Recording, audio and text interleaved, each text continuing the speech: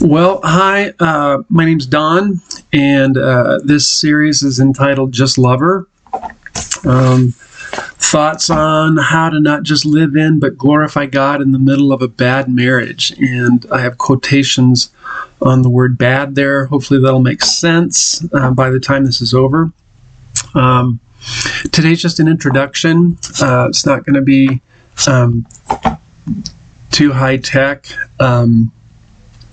But if you would like to contact me, my email address is resource4christ@gmail.com. resource4christ@gmail.com. Well, I just want to say hi. I've never done this before. I think I almost lost my salvation trying to get all this computer stuff going. I don't believe that I can lose my salvation, but anyway. So I'm really grateful to be here. Part of me wants to pray. I'm not going to make a big deal, but I'm just going to say, Jesus, thank you so much for the opportunity to be hopefully spreading the information that you've given me. And I really hope that this would be something that would encourage some men that are struggling in their marriages. So thank you. Hopefully the people who are listening love you, and just thank you in advance. Okay. This is basically going to be an introduction. I'm sorry, but I'm going to probably tell you a little bit about myself. The reason is I just think it's really hard to listen to somebody and maybe trust somebody if you don't know them. And even me saying stuff, I don't know how much you're going to get to know me. The reason I throw that out is I've been doing substance abuse counseling for the last 20 years, primarily with those with felony charges and residential programming. And they have had very difficult lives, and it's much easier for them to not trust somebody than to trust somebody. And what I found is that people who are hurting trust people who are willing to share their dirty laundry. People who are willing to share their weaknesses. An old maxim I say is strengths make heroes, weaknesses make friends. And the weird things about heroes is they always wear their underwear outside their pants, which is kind of weird. So instead of wearing my underwear outside my pants, I'm just going to verbalize my dirty laundry. And maybe there'll be a chance that you might get something out of this presentation. I'm going to look off to the side here because I've got my notes there. I guess maybe I can put them here. I'm going to be learning as I go. So let's see. I think first off, I just want to say thanks to my wife. Right now, she's unbelievably supportive. She's actually the nicest person in the world. She just has this wonderful personality. She puts up with me. And I know everybody says that, but it's just true. The coolest thing about my wife is she is not like my biological family. I came from a very messed up family, what I call a spiritually abusive family. Very, very religious, and I mean that in a bad way, not a good way. Lots of rules and regulations, but no love or forgiveness or acceptance. My family is made up of professional resentment keepers, and I'm in that same category. My wife is very gracious. She's calm. She's not a dripping faucet. If you read the Bible, you'll know what I mean there. She has been changing diapers for over 20 years now and never complained once. You'll hear later. Our son Sammy, he's 22, and he has significant cerebral palsy where he doesn't walk or talk. He breathes through a machine 24/7 and eats through a tube in his stomach. And Lori's been changing his pants for over 20 years. I've never heard her complain once. So she's amazing. And she's put up with me. So you'll hear more about that later. I think I want to throw this out. The reason that I'm giving this is, first of all, because I think God wants me to.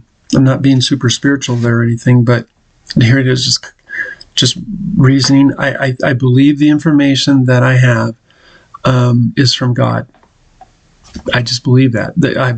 I have over 80 pages of material, and the majority of it came when I'm on bike rides. I bike about 3 days a week, and I'm literally stopping writing things down because these ideas are just coming into my head.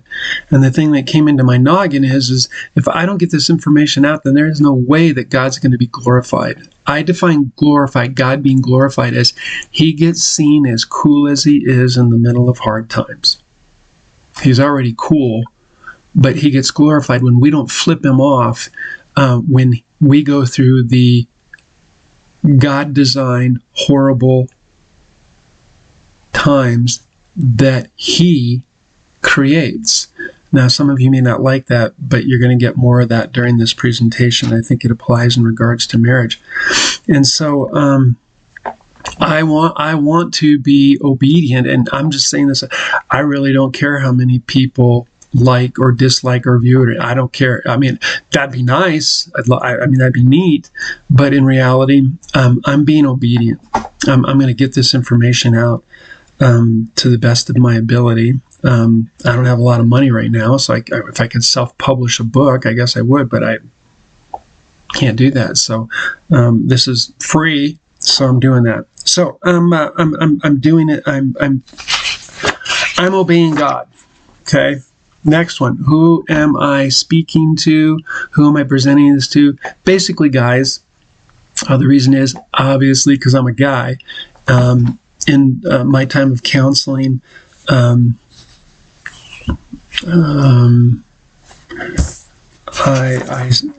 did both men. I counseled both men and women, but men are really easy.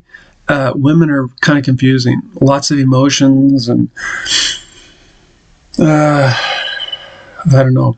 It's kind of different. But I'm going to speak to what I know. That's me and what I've been through. And what I have focused on, like in counseling sessions, I said, this isn't about your wife, it's about you. She's not here, you are. That's primarily the reason for the title is Just Love Her. Is it's not my job to fix my wife, that's God's job. Okay, that's God's job. He's going to make me look more like him. He's going to make my wife more like him. I don't make my wife more like him. I know there's stuff in Ephesians chapter 5. I get that. But let's go this route. Maybe the primary way that I help my wife become more like Jesus is by loving and accepting her. Change occurs best in an atmosphere of love and acceptance. Change occurs best in an atmosphere of love and acceptance. Why? Because that's the environment that God gives us. Are you kidding me? Every one of us is rotten, stinking sinners. And for years, we're idol factories, like Luther says. I mean, we're worshiping all kinds of things, and yet he still continues to love and accept us. It's called grace, okay? And so, here's another thing. I have dyslexia, so I do my best to stay on track, but it's like squirrel, so hang in there. Again, yeah, I got tons of weaknesses. I got tons of faults, but God is amazing. Because he chooses people like me and maybe like you that aren't the wisest, the smartest, or whatever, and he uses us. And so, you know what? It ain't about me. It is about him. And I'm going to say, Jesus, thank you for what you're going to do through this, even with all my weaknesses. Let's see. What else? I just looked at my little thing here. And I hope we're doing okay here. My little desktop audio thing doesn't seem like it's working the way it should, but that's okay. I'm just going to keep talking.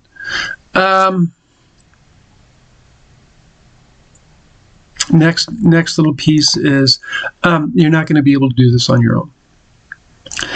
In the context of marriage, and it's true of the Christian life, if and when you try to do it on your own, all you're going to do is blow it up. Okay. I don't know if you've heard this before. I hope you have, but here it is. The Christian life is all about Jesus. The only one that can live the Christian life is Jesus. It's what I and others have called the exchanged life. I think I might have heard it first from Major Ian Thomas. He's with Jesus now. But he came and spoke at Bible college, I think my freshman year, and he wrote a great book. I'm going to talk about it later, The Saving Life of Christ. And it's the exchanged life. I can't. You never said I could. You can. You always said you would. Okay? We vacate, we get out of the way, and he occupies. We vacate, get out of the way, he occupies. Galatians 2:20, I have been crucified with Christ, and it's no longer I who live, but Christ lives in me. And the life which I now live in the flesh, I live by faith in the Son of God who loved me and delivered himself up for me. The exchanged life. I believe it's Colossians 1:10. I labor according to his mighty power that works within me. Or, John 15. Apart from him, I can do nothing. Or Philippians, I can do all things through Christ who strengthens me. Well, let's take it seriously. When we read the Bible, let's take it seriously. I can't do anything of significance or spiritual significance without him. I can't do marriage without him. Okay? So there's that. We're going to be talking about that. I want to throw out some motivational verses. I've got quite a few of them, but I don't think I'm going to throw them all out. But Zechariah 8:9 says, finish the task. I'm starting that today. I've been working on this project for over 3 years now, very intensely for the last 6 months. Like I said, just spending hours and hours writing. I'm not a writer, but I don't care. I believe God's told me to do it, so I'm going to do it. But finish the task. Okay? And I believe the way I'm going to finish the task is I get the information out there. My favorite verse in my life now is John 6:20. Love it. Don't be afraid. It's okay. I'm here. New Living Translation. Don't be afraid. It's okay. I'm here. Quick little scenario. Jesus just gets done feeding the 5,000. Amazing. And then he sends the disciples out in a boat without him. Doesn't make any sense. And then in the process, because he's the one who holds all things together, he creates this nasty storm that the disciples think they're going to die at or in, and they're scared to death. They're watching their lives flash before their eyes, and then here comes Jesus walking on the water, a little walk in the park. Don't be afraid. It's okay. I'm here. And here it is. God does that all the time. And I'm going to say this straight up, and you're going to hear it more in these presentations. God handcrafts horrible things for his glory and our good. God creates impossible situations where we have to get on our knees and say, God, I can't. I want to say Psalms 39 and 40, you're my only hope. And he wants us to rely on him. And then when we're done, like the disciples, oh my gosh, who is this? This must be the Son of God. That's what he does. The way C.S. Lewis says that pain is God's megaphone to rouse a deaf world. Well, God creates pain and suffering so that we learn to rely on him, and we say, God, you're amazing. Let's see, 2 Thessalonians 1:11. Pray that our God will make you fit for what he has called you to be. Pray that check this out, he'll fill you with good ideas and acts of faith with his own energy so that it all amounts to something. Okay, that's what I'm doing today. Next verse is in Acts 20:24. I've got a little plaque over there. It says, my life is worth nothing to me unless I use it for finishing the work assigned me by the Lord Jesus, the work of telling others the good news about his the wonderful grace of God. Okay, that's true. I mean, my life, I almost feel like I'm sinning or wasting my time when I'm not following through on this project, so I'm doing that today. I'm going to do this when I'm done here, and then I'm going to go joyfully lift some weights. I try to bike 3 days a week, and lift a little more. My goal is I lift weights with the goal of I promised my son that I'll be able to lift him out of his wheelchair till I'm 90. I'm 63. And so that's my goal. Oh, this one's great. Matthew 11:28. Come to me, all you who are weary and carry heavy burdens, and I will give you rest. Take my yoke upon you. Let me teach you, because I am humble and gentle, and you will find rest for your souls. For my yoke fits perfectly, and the burden I give you is light. Where it is. Number one, that's just the Christian life. But the other thing is, you may be in a place where you feel saddled, where you view your wife, your bad wife, as an uncomfortable yoke. Well, the reason is because you're doing something wrong. I'm going to say the number one thing is Jesus your number one passion? Is he your number one love? She is my helpmate. He is my soulmate. Stuff works until it doesn't. Idols work until they don't. God is unbelievably gracious, and he'll allow us to mess around with our idols until there comes a point where he says, hey, I got to fix this. This is really messing your life up. I'm the one who makes you the most happy. So it's time for you to realize that she can't meet your needs. I can. We're going to look at that next week. I think if you tune in, actually, I think I might record it tomorrow. I think you'll get a kick out of that. The next one is John 10:10. I came that you might have life and have it to the full. And I'm not into this, business of your best life now stuff. And I'm not even exactly sure. Here it is, life to the full. I'm just going to throw this out that, excuse me. I believe the Greek word for life there is zoe. That means like supernatural, spiritual life. And so that spiritual life, I'm sorry, but it's going to involve suffering and sorrow and pain. It just is, because that's how God works. It always works. And again, I have a number of chapters on that. But here it is. I'm not going to ask for the pain and suffering that God puts me through. But when it's done, I'm going to be grateful for it. I won't ask for it. God help me. I have a tendency to want to run away from pain. I'm 63. This might be the first time. I'm just going to be honest. The last 3 years have been the hardest years of my life. And you know why? Check this out. The pain that I have been experiencing has given me the insight to write the material to hopefully help you through your difficult marriage. You're going to hear this in a second, but almost 15 years ago, no, it's longer than that, I must say 20-something.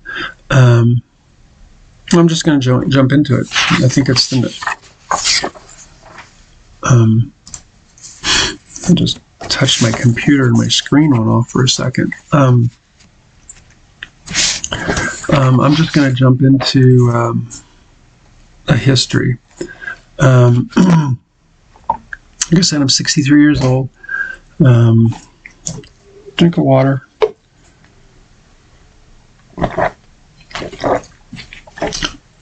I should probably just take a break, but I think I need water and my nose is running. Excuse me.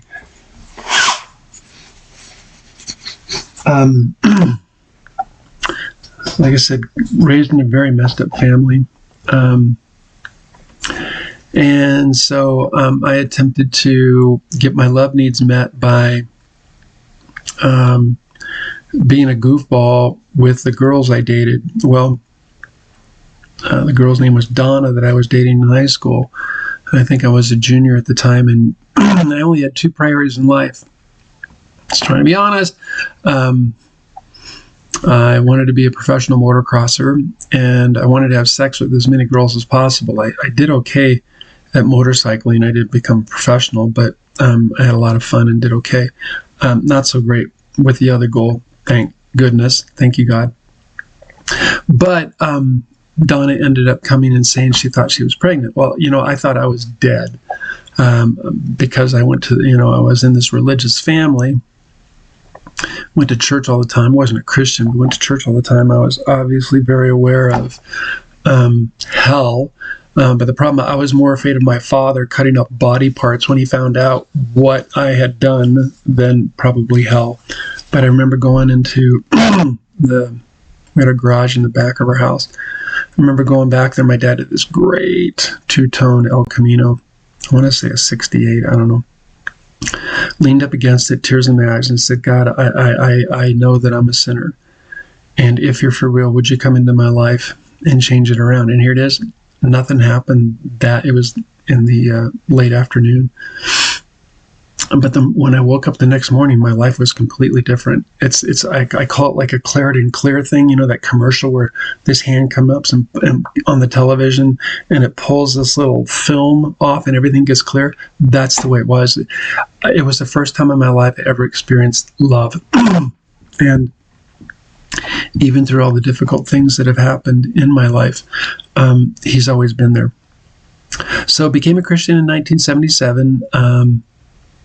I went through a 2-year period of trying to get out of debt from all my crazy purchases and motorcycling ventures. Ended up going to Bible college. I wanted to become a youth pastor. I turned a 4-year program into an 8-year program. I didn't know how to study. I don't even know how I got into college. I don't even know how I graduated high school. But with my dyslexia, very poor reading skills, and no money, I worked full-time because I didn't want to borrow any money. I was into that stuff when I was first became a Christian. So I ended up graduating college with money in the bank, no debts. And then from there, spent about 10 years doing full-time youth pastor stuff, 3 different churches, and traveling, speaking. The Bible college I graduated from asked me to stay on staff for them, so I kind of traveled and did recruiting and stuff for 2 years, but it was mainly just speaking in youth groups and camps and graduations, stuff like that. Then 1 year, about 1 year, almost exactly, of head pastor stuff. The challenge came, I want to say, a year and a half before that. How do I put this? Met Lori, I don't even know, but we were friends for about 6 years. I was dating somebody else, but she and I became friends and kind of got to know her family. Then in the process, I broke up with someone I was dating for about 5 years. And then Lori and I got married. About a year after that, Sammy was born, but he was born 3.5 months premature. And he was in the children's prenatal unit for about 3.5 months. Lots of debt. We didn't have any insurance. Lots of debt. I mean, in the hundreds of thousands of dollars in debt. And so with the pressures of the finances, the challenges that came along with Sammy's condition, and we weren't really sure what that was right away. He ended up getting a trachea very early because he couldn't breathe, and he wasn't able to eat. And then we were in the middle of just my first head pastorate, Lori and I. I'm saying Lori and I because she was involved with it. Tons of pressure. Ended up leaving the pastorate position. And so then I was overwhelmed because my desire was to be doing, my idol was to be doing full-time ministry. And so in the process, I became a jerk and for quite a while. And Lori very helpfully divorced me. About 2.5 years into the marriage, she divorced me. 7 years of being divorced, and I didn't date anyone. Lori didn't date anyone. God protected us. And 7 years later, we were remarried. And I think that might be another one of the reasons why I'm giving this, is because I understand the pain of, during that time there was a 2-year period where I wanted to kill myself because I just had lost everything. And I'm just going to say this, in certain churches and certain religious environments, the unpardonable sin is divorce. I mean, you can go to prison, you can use drugs, you can kill somebody, but as long as it was some time away and you get saved in the process, man, you get speaking tours. But you're in churches and you're in leadership, you get a divorce. It's the unpardonable sin. Churches, in my opinion, do not know how to deal with sin. They know how to shun sin. They know how to reject or point a finger at sin, but they don't know how to deal with it. Jesus did. The Bible does. But churches don't. And I experienced that. I've said for years that when I would walk into places that used to respect me, people would laugh, whisper, or walk away. When I got a divorce, it's like there was no forgiveness for getting a divorce. You were a second-class citizen. Since then, we realized that our okayness comes from Jesus, not from people's opinion. So I think that's my background. You'll hear more about that later. So next, I want to, and I'm going to throw this out. I'm going to do my best to make these about 30 minutes. Because I just think that's long enough. And I thought there was a little timer on this thing, but there's not. So I'm going to do my best. At this point, I'm going to believe I have about 7 minutes left. I want to throw out some helpful books. One of my quotes is, if it weren't for the people I've met, the books I've read, I'd be unchanged during my life. So the people I've met, Jesus is number one. But then I think old people, especially those who've been married for 45 years, and their kids are semi-healthy, those are the ones you want to talk to in regards to figuring out marriage. And then old books, books that are still in print. New books are scary because they have a bunch of avant-garde, a lot of times really stupid stuff that doesn't work. But if it's a really old book and it's still in print, there's a good chance that it was really, that's still really good. The Bible's an old book and it's still in print, so that's number one. Some of the books of the Bible I want to throw out are Psalms, just because David and others are just unbelievably real. They kind of show their dirty laundry, and at the same time, they're massively in love with Jesus. I don't like the Song of Solomon. I think it has to be within the first year of marriage, and they're still Twitter-pated. So anyway, I don't like that book. I'm just saying. Proverbs, great book. Sammy and I read a proverb every day, almost every day. Sometimes we watch football, anyway, or motocross. We get sidetracked, but we're pretty good at almost every day. We read an Old Testament book, New Testament book, and Proverbs every day. The reason is because Proverbs was written to train young boys.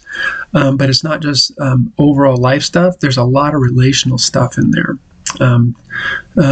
Tells you what women to stay away from and what women to go for. I'm just going to give you a sneak preview. Proverbs 31. She's massively in love with Jesus. Charm is deceitful and beauty doesn't last, but a woman who knows and fears God, she's going to be, respected. So someone who's massively in love with Jesus. We guys get tricked by butts, boobs, and hairdos. No, the number two thing is work ethic. Whoever promotes that in a dating or pre-marriage, work ethic. She's massively in love with Jesus, work ethic. Why? Because life is really hard. So the goal is find a woman who has a great work ethic. She'll make your life easier. Help mate. Okay, Hosea, another crazy book, and it's an evidence of what I just said. God designs horrible things for his glory and our good. God told Hosea to marry a prostitute, or you're gonna see this, I think, 2 sessions from now. God designed that you married your wife. Now, you may not like her, but God does. And he's got some plan. Now, you may not like that, but I'd encourage you to stick around. Habakkuk, amazing. Even though I've lost everything, I still got you, Jesus. That's amazing. The Gospel of John, full of love. He was the apostle of love. And so that might be a good thing. And because the Bible is supernatural, read something like that, you might have more to pass on to your bad wife. Romans is amazing. I heard it has all the major doctrines in the Bible in there, but I focus on chapters 3 through 5. Those are what I call exchanged life, grace passages. It's not about what I do for Jesus, it's about what he's already done for me. That's the Christian life, and that's amazing. It's amazing what's in those chapters. 2 Corinthians talks a lot about going through hardship, suffering. And it also talks about when I'm weak, he's strong. And you're going to need that. If you're listening to this, you're going to need that. You're obviously hurting in your marriage, so there you go. Galatians, the entire book is exchange life. I can't do this, you can. I love that book. Ephesians, very cool. Lots of love stuff. We'll never be able to experience and understand how wide, how deep, how long, and how high his amazing love is for us. Lots of love stuff in there. Philippians is the book of joy, but also that amazing verse in chapter 1, verse 6. He'll continue to complete you until the day of Christ Jesus. Here it is. Part of his completion process is the difficulties you're experiencing in your marriage right now. You may not like what I just said. All I'd ask you to do is ask yourself if what I said was true. Why? Because you're going through it. And the last one is Colossians. Colossians is this amazing kind of past tense book. It talks about all these past tense things that God says is true about us. Colossians 1:22. We're pure and holy and without fault. Pure, holy, without fault. That's who he says we are. I'm a massive sinner, and he says I'm pure and holy and without fault. And here it is. Please listen for a second. He's saying the same thing about your wife that you're struggling with. She is pure and holy and without fault. Okay, I have 3 minutes left. Another book, The Indwelling Life of Christ. It used to be called The Saving Life of Christ by Major Ian Thomas. Simple, yet profound and powerful. Talking about the exchange life. Trusting God by Jerry Bridges. I read it this morning. I have been either listening to or reading that book for the last 3 years. It is unbelievably insightful. That God is loving, wise, and sovereign. And everything he does is for my good and his glory. It's priceless, guys. It is priceless. It just gives you kind of an anchor, a mooring to hang on to when you're thinking life really stinks. Because He Loves Me by Elise Fitzpatrick. The entire book is just talking about God's love for us. And remember, I can't give what I don't have, not even to myself. You can't give what you don't have, not even to yourself. This business of you got to love yourself first. That is not biblical. It's not even close. But as we start to experience and soak in and marinate in God's love, we'll be able to pass that on to our wives. Next one, Fox's Book of Martyr by John Fox. Why? Because there's a bunch of people that have gone through a lot more suffering than I have gone through. And it's good just to realize self-pity is a horrible thing that we get into in the middle of a bad marriage. Oh, poor, pitiful me. Looking at other people's sufferings. There's other books, but I'm just going to throw that one out. This one's amazing. Triumphing Over Sinful Fear by John Flavel. Flavel, F-A-V-E-L, 15th century Puritan. I believe that love is primarily courage and sacrifice.